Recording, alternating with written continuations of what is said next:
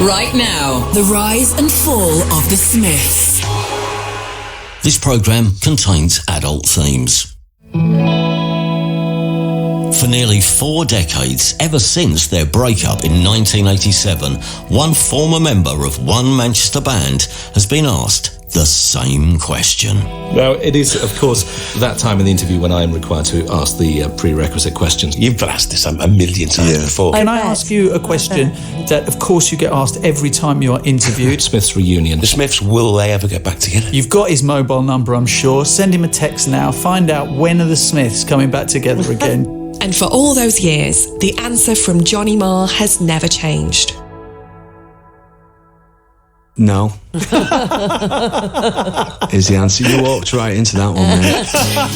I'm Steve Lamack. And I'm Elizabeth Holker. And this is The Rise and Fall of the Smiths. Sweetness, I was only joking when I said I'd like to mash every tooth in your head. There are fans all over the world who would frankly die by each other's side to see the Smiths one last time. So, despite the rumours and the offers, why hasn't it happened? Well, it's time the tale were told.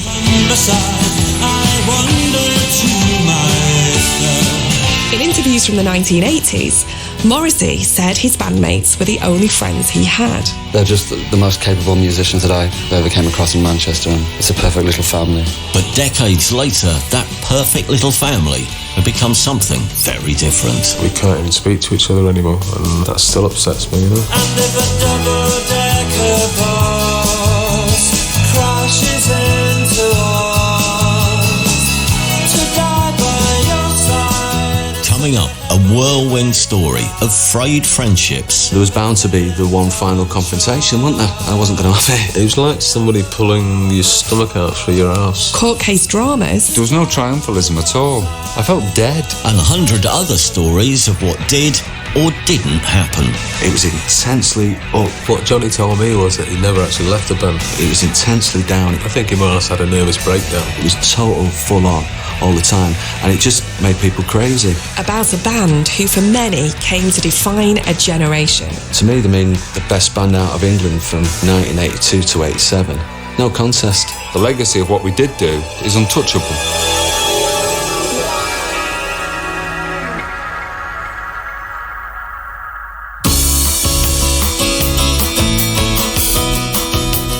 In our Rise and Fall series, we've already told the stories of Oasis and the whole Manchester scene, but there's another band, of course, from the Northwest whose story predates them both. It's the Smiths, and it's hard now in some ways to explain just what the Smiths meant to their fans at the time and the levels of adoration that the band and their singer were the subject of. The Smiths meant so much to so many, and so their breakup in 1987 hit people hard.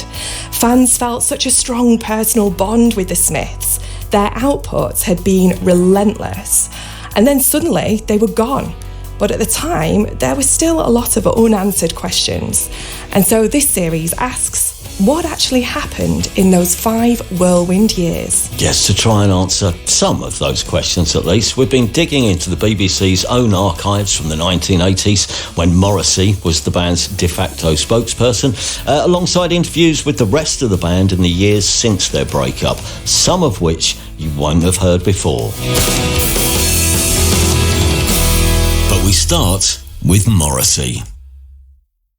17 and Come Live With Me. And in London to chat on the programme tonight is Morrissey, who's the lead singer of the Smiths. Hello, Morrissey. Hello. And welcome. You've come down from Manchester just for this. That's terrific. The first thing we've got to do, I guess, is establish for people who may not know anything about you, which is, I guess, quite a few people outside Manchester, how you came to be in a band called the Smiths. Sunday morning in Lower Broughton, Salford, where 800 families live in houses that are all unfit for human habitation. And that's the official description put on them by Salford Council that owns them and rents them out. Between the 1950s and 1980s, entire streets vanished. Government slum clearances wiped out homes and communities, especially in cities like Salford and Manchester.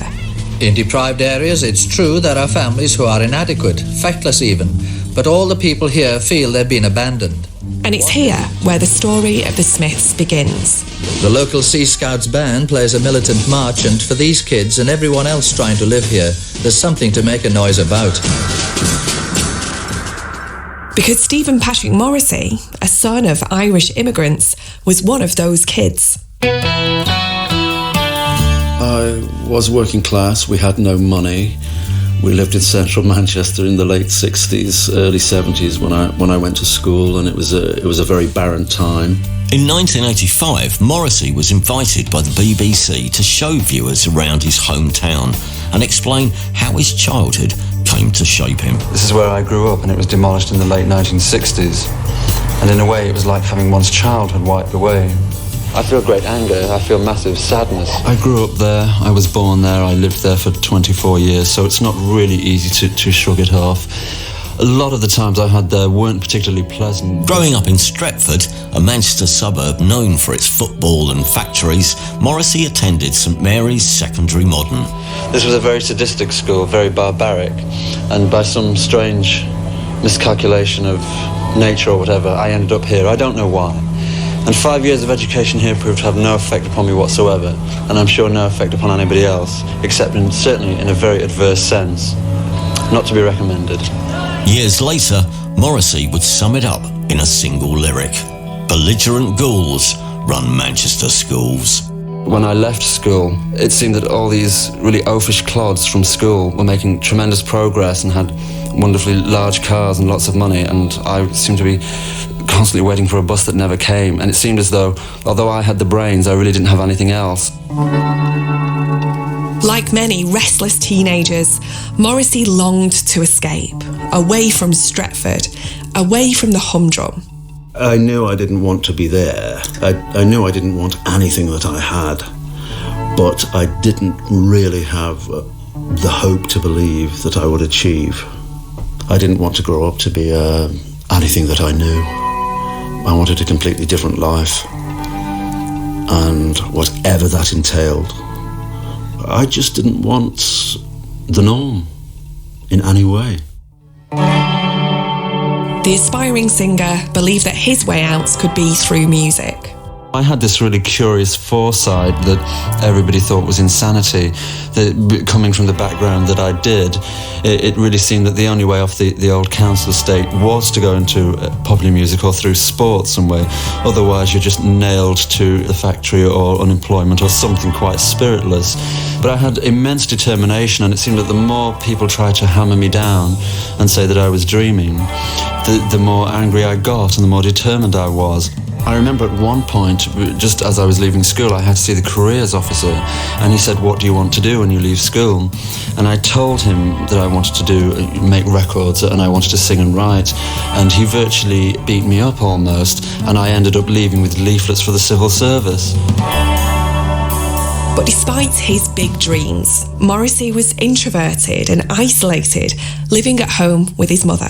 I never had a social life. I never left the house. I just simply sat in and read and watched television and done all the things that in life are generally considered to be quite negative and quite soul-destroying.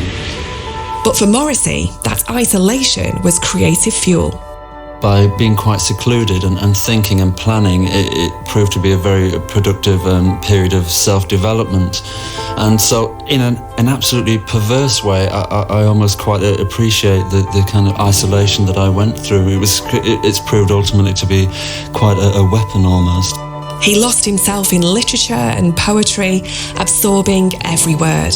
It was my mother who pumped me with Oscar Wilde. I collect lines and interesting quotes, etc., and I shove them all into books and I keep them. He fetishised a certain type of kitchen sink realism. In a 1984 interview with Face magazine, Morrissey said, "Most of the way I feel comes from cinema." Creeping, hairdressing seducer of silly women. A jumped-up pantry boy who doesn't know his place. Lots of the films that I like are the poetry and squalor films from the very early 60s, the Northern. They call them kitchen sink dramas. I thought they were quite artistic and some of them nudged towards genius. Are you going dancing tonight? I can't. You never go anywhere, do you? I haven't got any clothes to wear, for one thing. Cinema might have shaped his worldview, but it was pop music that really gripped him. I felt that people who made pop music were really considered to be the new poets in any case. I simply loved pop music. For Morrissey at the time, the golden age of music had already passed. Nothing compared to the sounds of the 60s. Almost everything that I like stems entirely from the 1960s. It was British pop and it was Motown. Hey, paper boy, let me see your paper, please. I mean, these are the records that I couldn't possibly exist without, that obviously I possess, and are to me just, like Rembrandts or something, that priceless to me. While others embraced the new, Morrissey believed pop music had lost something. Its heart, its urgency, its meaning. I mean, I wish that things hadn't changed quite so rapidly. I wish music still had the same spirit and the same earnestness that it did then. Without really trying to sound terribly down on modern music, much of it really doesn't affect me a great deal. It seems tragically tidy and there's no risk involved, and I want to change things. By the late 1970s, Morrissey wasn't the only one feeling like this. Although not entirely for the same reasons, there was a pocket of young rebels. Over the last 12 months, punk rock has become almost a battle cry in British society. For many people, it's a bigger threat to our way of life than Russian communism or hyperinflation, and it certainly generates more popular excitement than either of those. It's an unlimited supply, and there is no reason why. Morrissey hovered on the edges of the punk scene, but his true devotion lay elsewhere, with the American proto-punk bands that started it all. I like things from the mid-70s. People like the Ramones and Patti Smith and New York Dolls. That had a great deal of appeal for me. I always saw you just before the dawn, when all the other kids had just dreaded along. He became the head of the New York Dolls UK fan club and even wrote a book about the band. But despite this fandom, Morrissey wasn't totally at ease with punk. I saw them as being very aggressively confident, which I wasn't. We were planets apart. So I couldn't quite see where I could possibly fit into music. And so when Morrissey tried singing for various punk bands, the fit was never quite right. There were several times in my late teens when I tried to form groups, and there would be rehearsal periods, and it would never quite work because I was still very inhibited. Morrissey started to question if his dream could ever become a reality, and he wasn't the only one to have doubts. He was like the spotty SWAT kid in the corner of the school playground. During this period, arguably the most influential figure in Manchester's alternative music scene was Tony Wilson. Tony founded Factory Records, home to the likes of the Durruti Column, A Certain Ratio, and Joy Division. And lurking in the background at their gigs, a quiet, observant figure, Stephen Patrick Morrissey. And at the gigs and at the events and at the things that would happen in 76, 77, 78, he would be the kid in the corner, almost with a notepad, observing it, this rather strange, academic, strange boy. One day, Tony's phone rang. It was Morrissey. He wanted Tony to come round to his house. I got a phone call from him. I said, will you come and see me? I've got to tell you something. And I drove over to his mum's house, sat in his bedroom, and he announces to me very seriously that he's decided he's going to become a pop star. So I nodded and said, very good, Stephen, this is excellent, great, jolly good. Thinking, you must be joking. Pop star? Absolutely impossible. I couldn't imagine the electrifying stage figure that he became. So how did it happen? Well, next time, how Morrissey met Ma and changed the course of music history. I was discovered, if you like, by Johnny, the guitarist. He just came and unearthed me one day and insisted that we collaborate, and the Smiths emerged immediately. I was just sort of okay, hey, this is destiny. When you open this door, your life is about to change. And that is exactly what happened.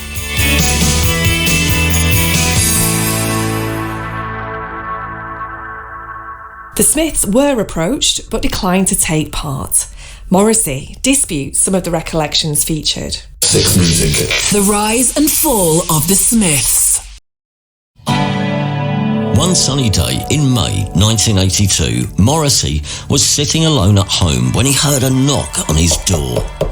It was a knock that would change his life. I was just there dying and he rescued me. That's Johnny Marr. Johnny Marr, yes. This was the simple meeting that would tilt British music on its axis. This is the rise and fall of the Smiths, with me, Steve Lamack. And me, Elizabeth Olker. Episode 2, Hand in Glove.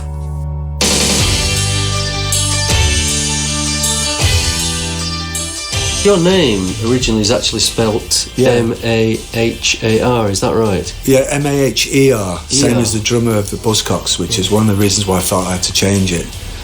Sort of very strong sense of destiny, you know, at sort of 15. Johnny Marr and Stephen Morrissey were opposites in many ways. Johnny the extrovert to Morrissey's introvert, but they had shared roots, Irish parents, Manchester streets, and an unstoppable sense of purpose. I mean, you know, I was really into football and all the rest of it, and I played football with like everybody else. But it came a long way second to music. My first major toy was when I was 3 or 4, was this little wooden guitar that I used to carry around. I knew from about 11, 12 sort of period that was it really, and that's what I wanted to do. Even as a teenager, Marr, like Morrissey, had a taste for music beyond his years. I got into old records in my teens because I felt that music that was being made for my generation just wasn't any good. I didn't like it. By now, the counter-cultural music movements of the late 70s and early 80s had started to fade. Punk and two-tone had come and gone. It was now the era of Wham and Smash Hits magazine, an era that many alternative music fans, like Morrissey and Marr, were struggling to relate to. Instead, they were starting to look back in time.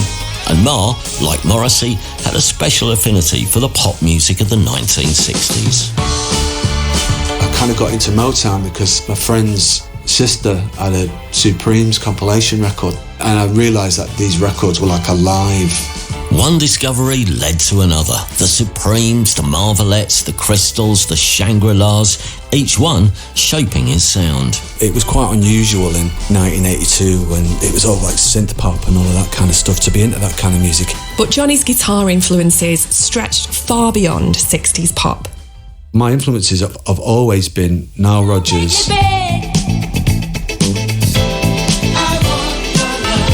Bert Jansch, the folk and blues guitar player, and James Williamson from the Stooges.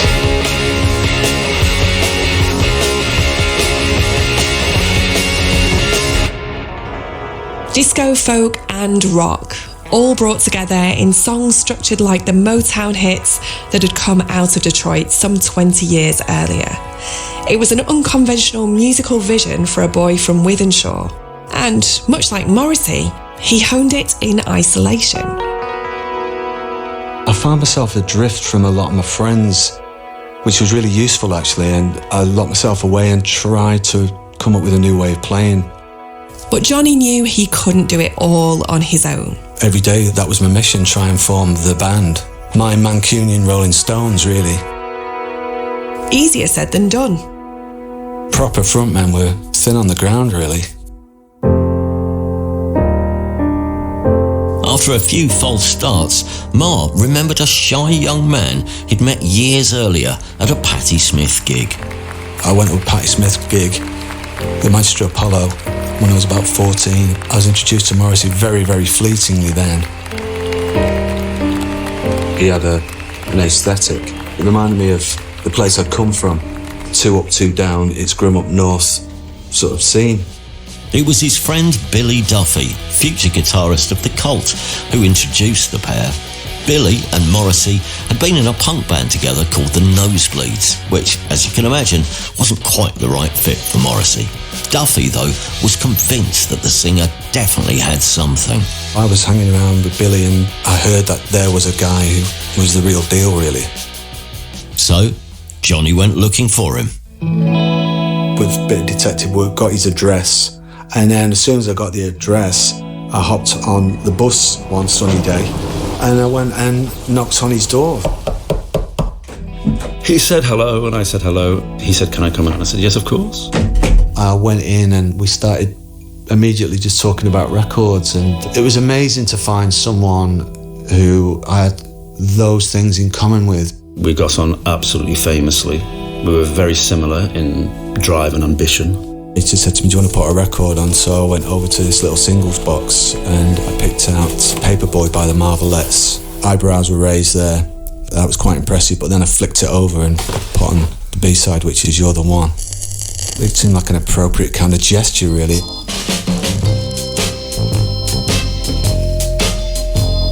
A closet full of glad rags, all tucked away in a bed that's sway. And it rocketed instantly. We just had this sort of kind of cosmic recognition, I think. And just like that, one of music's greatest songwriting duos was born. I think because he wasn't a musician and he didn't want to be a musician, that was handy for me. It made the distinction very clear. Me being literary and Johnny with his melodic ideas, it just seems to emerge together so successfully. I can't explain it, it's really quite natural. We just follow nature, and there you have it. When the time came to put the band together, I thought, well, hang on a minute. We're on our own planet and there's only 2 inhabitants on this planet, me and you. And then we just tried to get everybody else on the planet.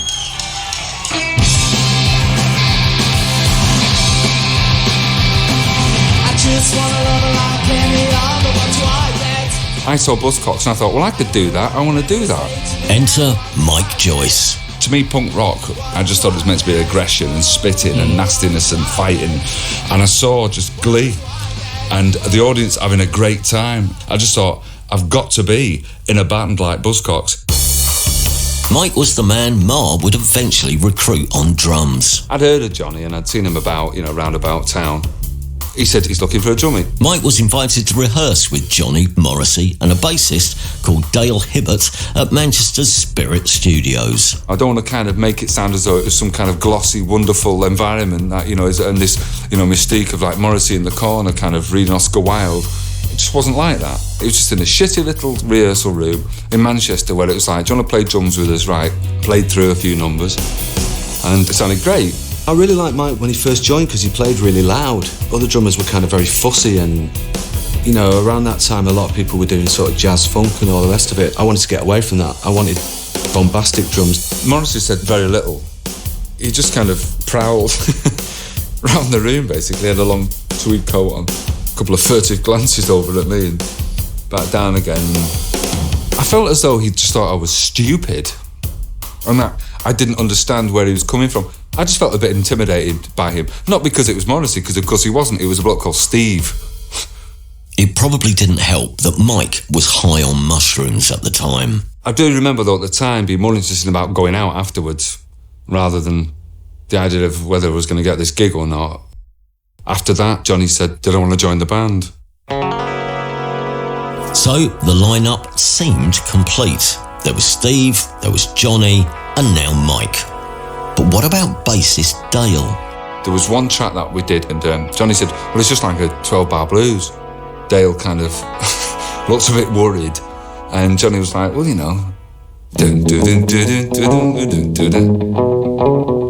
Dale looks even more worried. So Johnny's like, comes over and stands behind him and goes, there. And it's like, yeah, and he goes like, dun. It's like, yeah, well, and then there, and it's like, dun. It's like, yeah, but and then you put them two together. I think Johnny then was a bit like, maybe not.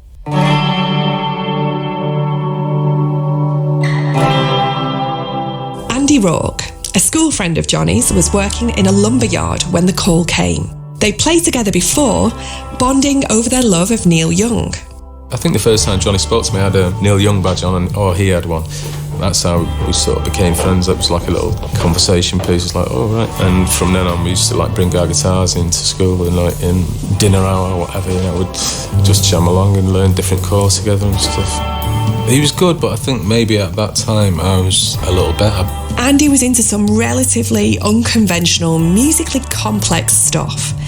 Jazz fusion bass players like Stanley Clarke. I tended to listen to the more indulgent bass players.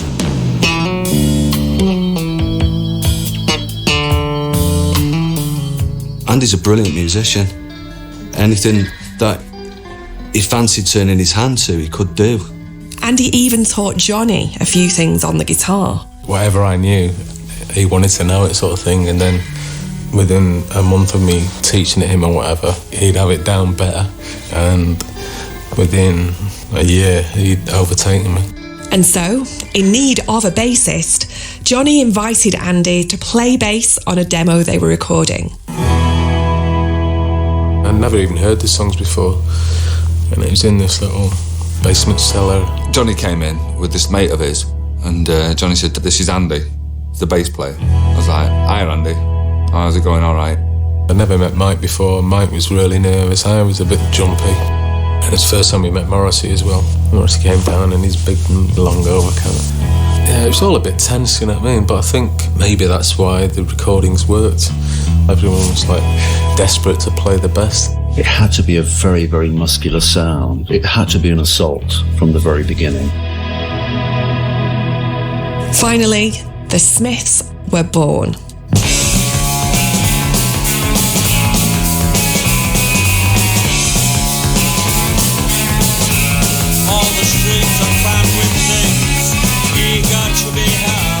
It just sounded like nothing that you'd ever heard of before. I knew it was something unique. We felt like it was magic, you know, we were in love with what we were doing. It was just a formula that worked. The sound was almost like a kind of very feral, industrial, what became known as the indie sound. At times we sort of grated against each other, but that was part of our sound, and that's why it worked. It was really quite important to me just to sing completely naturally, even if sometimes it means that I sing flat. I don't mind that, as long as it sounds natural and quite urgent and quite genuine. All men have secrets and here is mine, so let it be known. We have been through hell and high tide, I can surely rely on you. The world did not need another group, another singer who simply said the same thing. I was very anxious that I would appear to be at least saying something different in a different way. After that demo, we were a band. I was thinking mostly, would other people like it? Until you put it out to the public, you never know that. It's the 25th of January 1983, and Johnny, Andy, Mike and Morrissey are on stage for their first gig together at a small Manchester club called Manhattan. Manhattan, yeah, it was a bit of a weird one. The stage wasn't a stage, it was, you know, just a flat floor, and we were about 2 inches away from the audience. Andy says that at the last minute, Morrissey decided to add one more person to the lineup. Morrissey brought his mate down, this James Maker, and he's like, oh, he's going to be doing a bit of dancing for us. And this is pre-Happy Mondays, you know.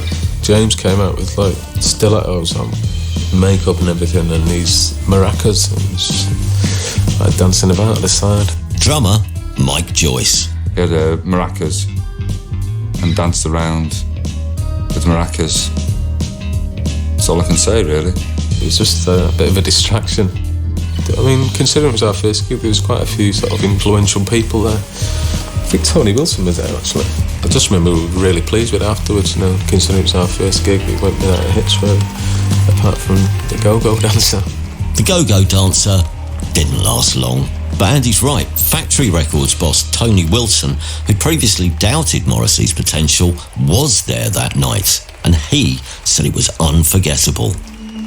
Mozzie was electric on stage that night, even that second, third gig. There was something bizarrely special. Bands often really do express the culture around them. I think when you come to a band like the Smiths, you're going to be getting a sense of the individual poet, the individual life, coloured by that northern upbringing. You'd had punk. Sooner or later, some band were going to say, fine, we're going to use punk approach, but express slightly more complex emotions. Next time, from underground gigs in Manchester to a new global movement. It was just like, hold on tight, you know, fasten your seatbelts. The Smiths exploded onto the scene. I fell in love with the Smiths immediately. You're saying that we were the most important band since the Beatles. The people got off on it, we got off on it. It was a celebration, wasn't it? It was hysterical.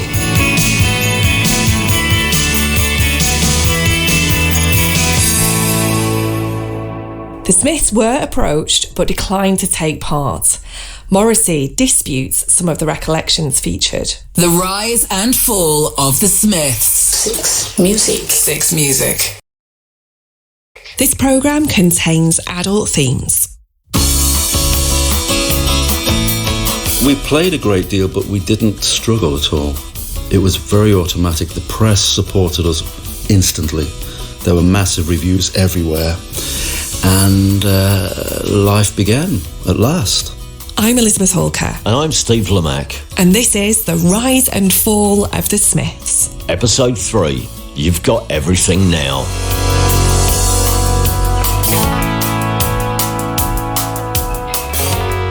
People talk about meteoric rises. It really was 1 minute in Portland Street in a rehearsal room with me, Andy, Johnny and Mozza, and the next minute it was Top of the Pops. It really was that quick. Together, Richard, what a charming man. And talking of charming men, at number 30 this week, these are the Smiths.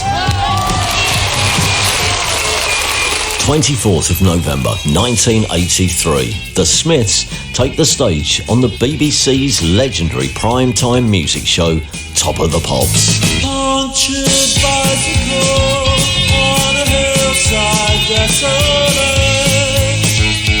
Will nature make a man of me yet? For many watching at home, it was a moment that changed everything. Here's the BBC's Stuart McConey talking in 2007. The Smiths changed my life. Hearing this charming man was like, nothing was the same after that, because it was like, this is my band. I've never heard a group before who speak directly to me about the North and all those things. If you went to someone and said, do you like this charming man by the Smiths? And they said, no, you just thought, well, you're out of my orbit now, because I can't ever really get on with someone who doesn't think this is fantastic. And this is Radio 4's Kirsty Young talking to Morrissey in 2009. I remember running through the school playground after seeing you on Top of the Pops, saying to my friends, did you see that last night? People thought, somebody's talking about me and my experience. That's what people thought. The first thing that attracted me to them was they were just different from everything else. Grant Showbiz was the Smiths' live sound engineer.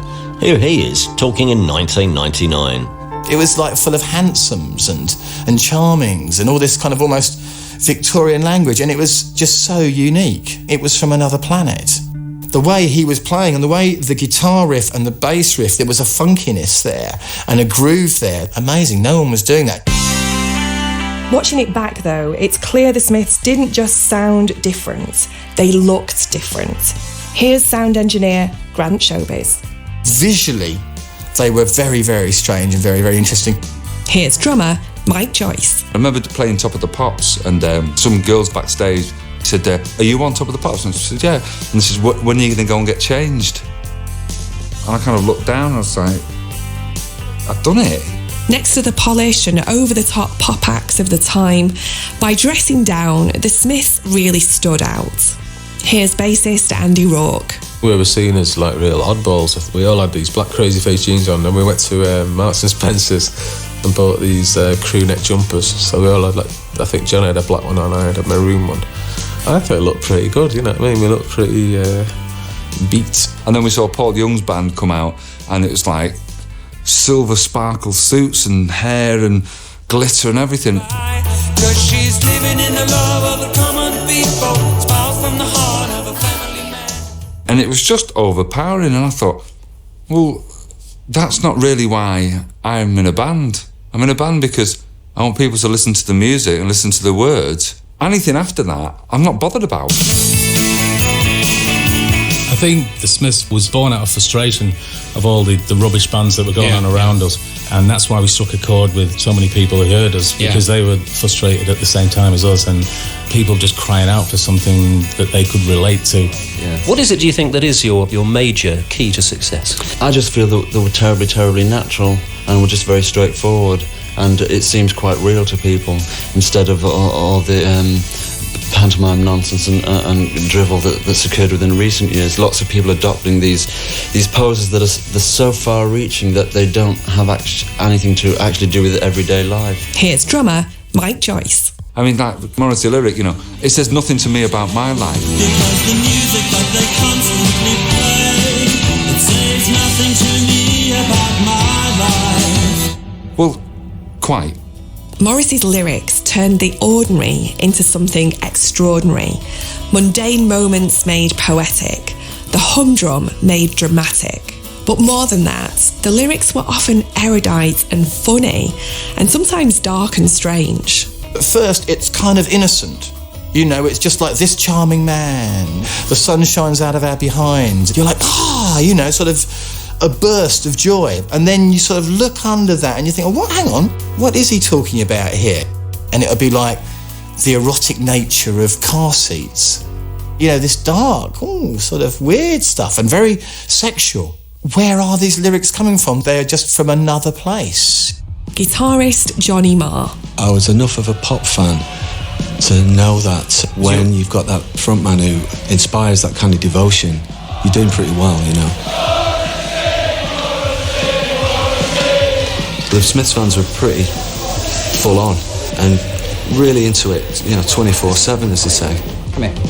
This is the best band in the world. They're my favourites.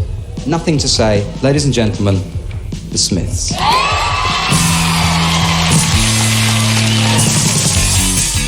After a trio of singles, the band released their self-titled debut album in February 1984, and both fans and music critics were in awe. Are you in a situation that you find that you believe all the outrageous reviews that seem to be coming your way? I mean, they're wonderfully outrageous, like this Melody Maker one, in which it says there isn't much room for anything but perfection on this LP. And Morrissey's voice curves gently along the acrobatic contours, and Johnny's exquisite guitar. You know, if you can still feel you can be moved by the power of music, this is the album for you. They're amazing reviews, aren't they? They are, and we always believe them. When they praise you and they say lots of wonderfully florid things about you, you quite naturally believe it. Yes. And when bad things are said about you, you never do believe it. You always believe that, you know, that the reviewer isn't sober or whatever. Last night, I sat down and tried to make a list of the truly great British bands of the 1980s, bands whose recording and influence would endure. After nearly an hour, I was staring at a sheet of paper with only one name on it: The Smiths. Thank you. You're saying that we were the most important band since the Beatles. And you know, you love all that. Obviously, you've got to believe that you're the best to be the best, I think. And we did think we were the best, but it was hysterical. Yeah. Is it difficult coping with the sort of the next big thing, the greatest thing since sliced bread thing that's being put on you at the moment? I think you really have to appreciate what's happening, and you can't take it lightly, and you can't be flippant, and you can't be blasé, because it's very, very precious. And the fact now that so many people want to see us and are really quite desperate to see us, it's just an indescribable joy. Gigs took on an almost religious quality, such was the fans' fervour for Morrissey. For many, he was a near messianic figure. As their hysteria grew, the venues got bigger and bigger, and the bands were conquering provincial town after provincial town. To me, playing in larger venues simply means that more people want to see you, and that's good enough reason to do those venues. In England, we play to 2,500 to 3,000 seated venues, and they're always just riotously successful. Their fan base even began to stretch beyond the British Isles. We had massive success, playing in front of 10,000 people in New York, 15,000 people in Boston, sold out concerts all over the US. I mean, as a band, when we rocked pretty hard. The people got off on it, we got off on it. It was a celebration, wasn't it? At the live shows, stage invasions became part of the ritual. If there was a barrier there, it had to be moved, otherwise we wouldn't play. Because we wanted that close contact of saying, look, you know, this is a celebration of music between the band and the audience. What we're doing is for you. And we want you to come in on this and enjoy this, rather than saying, look, I've got a suit that costs £12,000 and we drive around in limos.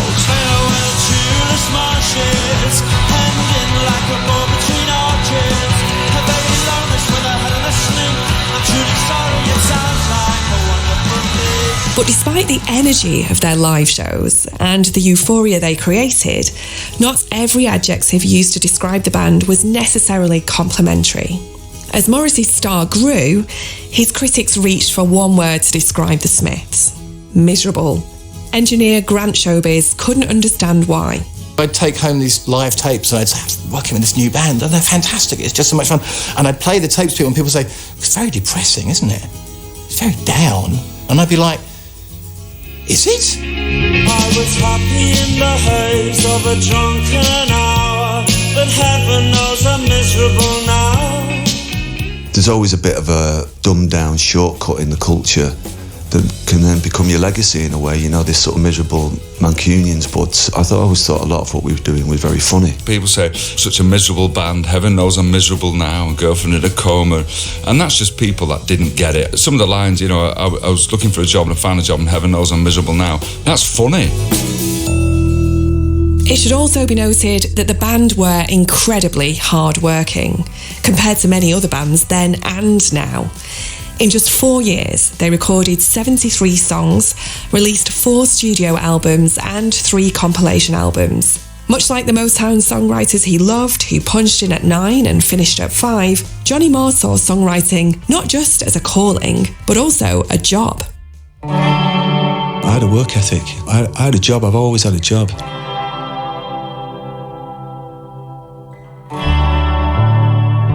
The Smiths had 20 consecutive top 40 hits, which is pretty good going by anybody's standards.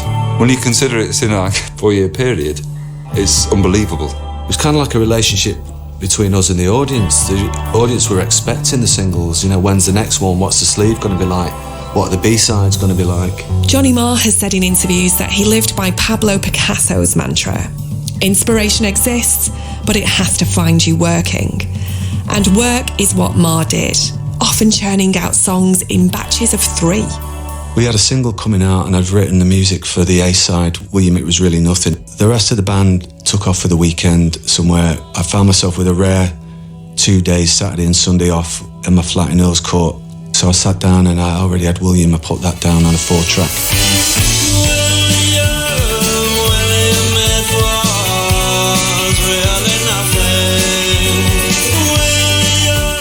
And then I set about doing the B-side, and because I'd written a short, breezy, quick track, I thought the B-side would be good if I did something that felt different. So I wanted to do something waltz time.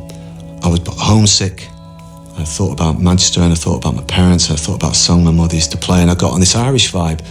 So I wrote this track the working title was The Irish Waltz, and that became Please, Please, Please Let Me Get What I Want. So please, please, please, let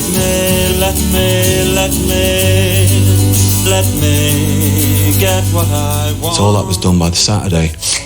And then on the Sunday, because I'd done the A-side and the B-side, both songs were really short. I thought, okay, well, I'll do something with a groove that's very long. And I sat around with the guitar and I smoked a joint and put some headphones on, and then I found myself playing How Soon Is Now. I'm the sun and the air, all the shyness that is criminally vulgar. And on the Sunday night, I got the cassette of the 3 tracks from out of Morrissey, and a couple of days later he'd written all those amazing lyrics, and we went in the studio very shortly after and cut all 3 tracks. Not a bad weekend's work, but for the Smiths, this was the pace. Relentless, constant. The Smiths were the Smiths all the time. You know, it wasn't like we have a few months off or anything like that. You know, time was there to be filled with a gig in the Shetlands, or gigs in Ireland, or doing a single, or it was just every day. Very rarely did we have any time off in that whole 5 years. I never had a holiday ever. Didn't really want one until the end, because it was great what was going on. We were into it. We don't really have social lives. None of us. We work almost every single day, or we get together to write and to plan and to think about what we're doing. How do you actually relax nowadays? I don't, as far as I can recall. No, I don't. If I said to you, you've got 2 weeks holiday starting now, what would be the immediate reaction that would go through your mind? I'd probably start typing or something. I don't know. I'm not really used to that kind of exercise, actually having a holiday or relaxing. But with the Smiths, it wasn't exactly all work and no play. Next time, the hedonism, the hotels, and the cracks beginning to show. The main thing about the Smiths was that it was intense. It was intensely up, it was intensely down, it was total full on all the time, and it just made people crazy.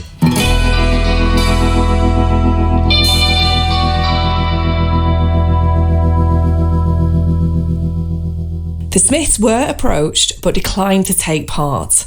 Morrissey disputes some of the recollections featured. The rise and fall of the Smiths. 6 Music.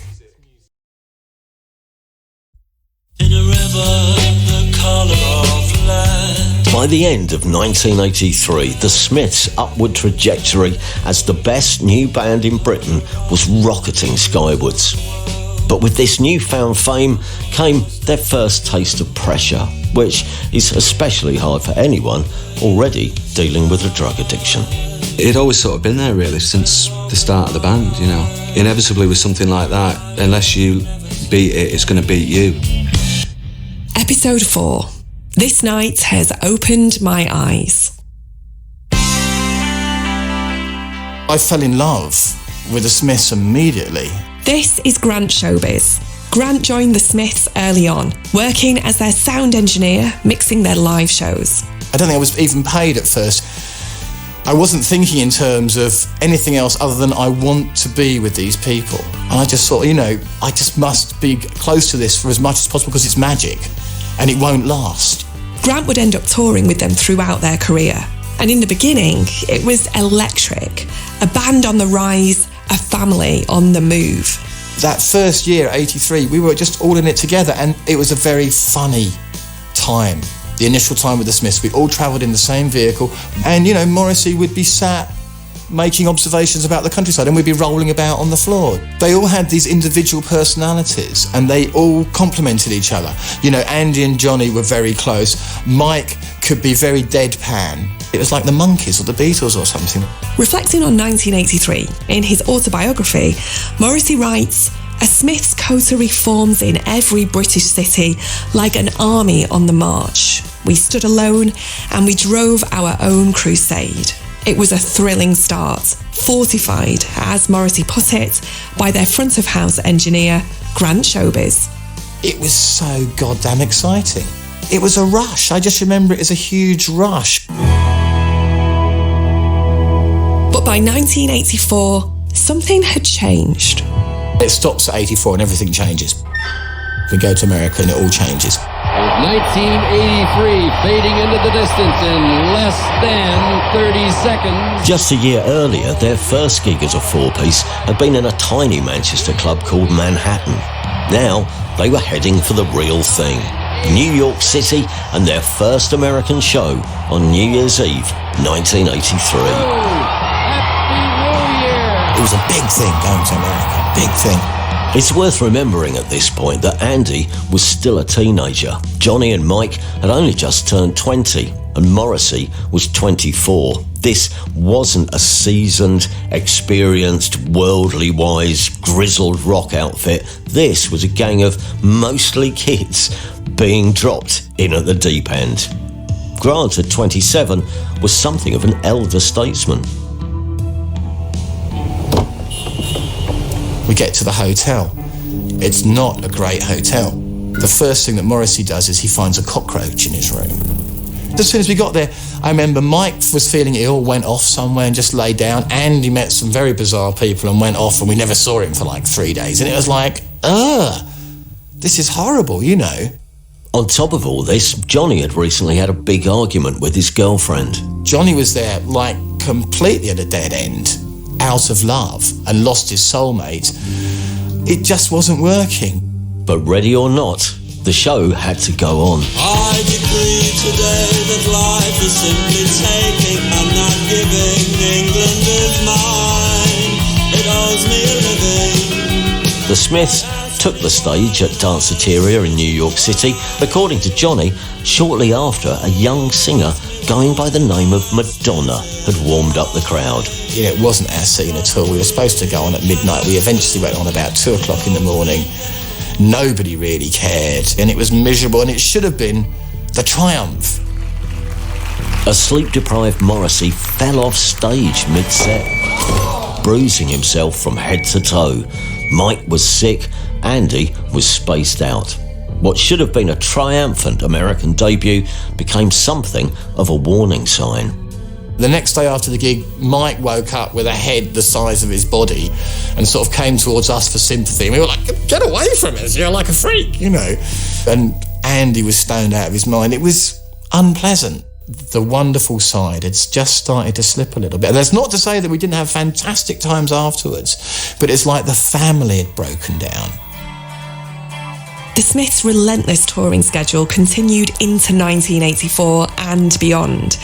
And as it did, so the band's lifestyle became increasingly hedonistic. The thing I always remembered about the Smiths was that they had read every biography of every band going. So they knew all the excesses that you had to get up to be that kind of crazy band. And I'm surprised that nobody died in some respects. Guitarist Johnny Marr. Say me, Mike and Andy, right? We're 20, 21, 22. Living a dream with money in a hotel room in Cleveland at 11:45 at night, having just come off stage. We were never the sort to hang around the bar very much, because normally the bar was like filled with kids from the gig. You know, crazies, particularly in the States. We weren't Aerosmith by any means, but neither were we the Osmonds. Johnny wanted to do the rock star thing. You know, let's get that bottle of cognac. Let's do that Keith Richards thing. You know, let's stay up all night long. Andy and Mike were like, yeah, you know, let's just go mad. You know, women were throwing themselves at you. People would buy you drinks. People would take you to the coolest clubs. But there was a problem. You know, you suddenly thought, oh, Morrissey's not coming with us. So goodbye.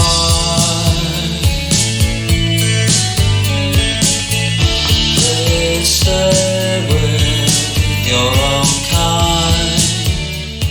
This fast-living, drug-taking, late-night lifestyle, Morrissey wasn't on board, and the split started to show. Somewhere along the line, it all became a bit more sad Morrissey, you know, like not eating properly, unhappy and lonely in his hotel room with us having a great time. And then there would be these awkward times where we would try and involve him in the hedonism. Bassist Andy Rourke. Morrissey wasn't really big on parties. A cup of cocoa in bed was usually Morrissey's routine after a gig, and a good Oscar Wilde book.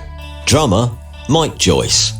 It did cause a few problems because we were living in kind of slightly different camps. There must have been a certain amount of jealousy there that Johnny was then spending time with us. In August 1986, the band embarked on what would prove to be their final US tour. That last American tour, definitely Morrissey was very separate from the band by then. And they were getting tireder and tireder and tireder, and no one cared. And it's that classic thing when your dream turns into a nightmare. The excess was catching up with them. But through it all, Johnny Marr says he never let it affect the music. I was not going to let it get in the way of being a musician. And no matter what we were up to, for me anyway, nothing ever got in the way of the music. But the same couldn't be said for his childhood friend, Andy Rourke. Johnny says that drugs had featured in their lives from an early age. I was fairly swashbuckling, I think, as a teenager and into experimenting with drugs. Everyone on my estate all took mushrooms, and so I was very into psychedelics and stuff like that. Yeah. But that was a line that was crossed when people got into heroin. This is a bag. It cost me £5. Someone who doesn't know what it is, just looks like a brown powder wrapped in a piece of paper. This 18-year-old is smoking heroin. For the past 12 months, he's been addicted to the drug, one of an estimated 40,000 regular heroin users in Britain today. Its appeal has grown enormously in the last 2 years, and to increasingly younger consumers. It was everywhere in Thatcher's Britain. It was a big, big social thing. That was what was going on. Particularly, I can only speak about the Northwest. Sale, in South Manchester, is by anyone's standards relatively prosperous. Some of the families in Sale have found it hard to accept that a heroin problem is showing up on their doorstep. There was an epidemic, and a lot of my friends fell prey to that. Smith's bassist, Andy Rourke, was one of those friends. The area we lived in, it was like a notorious drug dealer's haven, so inevitably we all got into drugs. So my dad used to come home and there'd be like bongs on the floor and a house full of smoke and people, and they used to kick off and throw everyone out. One of the first things that I got into was injecting, which is like really bizarre, but I somehow fell in with this like nutty bloke who was about 24. looking back now, I can't believe that he would inflict that on somebody so young. But I was just like, oh, well, he must know what he's doing. And he's like, try a bit of this, try a bit of that. Yeah, I came through it just about. But fame is not necessarily the best prescription for anyone dealing with a drug problem.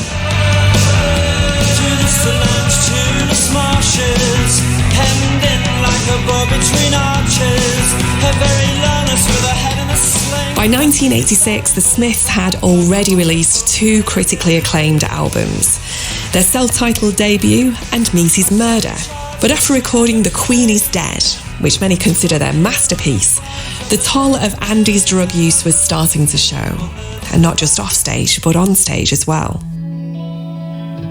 So there came a point really when it actually started to affect him in the band, and therefore the band. On stage it started to affect it. You hear the odd mistake and coming in late and, all that sort of stuff.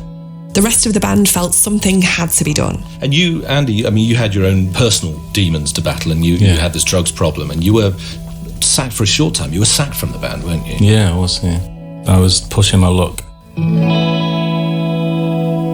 One morning in Manchester, Andy stepped outside and walked to his car and found something tucked under the windscreen wiper. It wasn't fan mail. He says it was from Morrissey. Well, it was actually a sort of blank postcard, yeah. They said, Andy, goodbye, good luck, you have left the Smiths, something like that, Morrissey. We should say that we did approach the surviving former band members to see if they'd like to provide any new comments for this series. All declined, except for Morrissey, who did respond, but via his legal team. They said that Morrissey never wrote any postcard to Andy and was not involved in his firing. And then to top it all, I got busted, basically got arrested. Andy was arrested in a drug sting. It made headlines and it deepened the rift. It was made hugely public, and I think Morrissey was embarrassed by that, and that's why I was sort of excommunicated for a while. In retrospect, was that something of a blessing, though, because it forced you to clean up your act? Yeah, and you rejoined the band, and you had another... Well, what was that? I took like 4 weeks out. I went to Spain and cleaned up, really, and it was I think in hindsight that was probably all the guys were doing, was giving me a wake-up call, and then if I did get my head together, then they would let me back in, which is what happened. Andy was let back into the band, but the chaos of those years raises a bigger question. How do things spiral so far and so fast? In his autobiography, Morrissey says, "It is a paralysing truth that once you enter the bullring of fame, there is no one to help you." But with most bands, that's not true, because most bands have someone in their corner, a manager. What made the Smiths unusual and arguably vulnerable was that they didn't. Here's beloved Manchester music mogul Tony Wilson. Normally, being managed by someone good is the most fantastic, successful experience. It's how you do the music business. The dynamic of bands without managers are usually an utter disaster. And in a way, in the end, sooner or later, the fact that you didn't have the manager figure, John and Stephen were going to fall out. If a band like that had a great manager, yes, they could have conquered the world. So why didn't they have a manager? Well, the truth is, at first, they did. In the early days, there was someone helping keep everyone in line, a man called Joe Moss. But just as the band were taking off, right before their first trip to America, he quit. We turned up at the airport, and Joe isn't there. Joe, the dad, our dad, the guy who looked after all of us. And then we were going to America, when completely alien place, completely new ground, when we needed that most of all, and it was gone. But why would Joe, the manager of the most exciting new band in Britain, walk away just as they were about to take on the States? To find out, we have to rewind back to the beginning, to the band's very first single and the record deal that changed everything. Next time. There was a dispute as to how the deal was signed. There was only 2 spaces for the signatures. Had there been the entire England football team's name on there, it wouldn't have bothered me. I'm not a session player, I'm the drummer in the Smiths.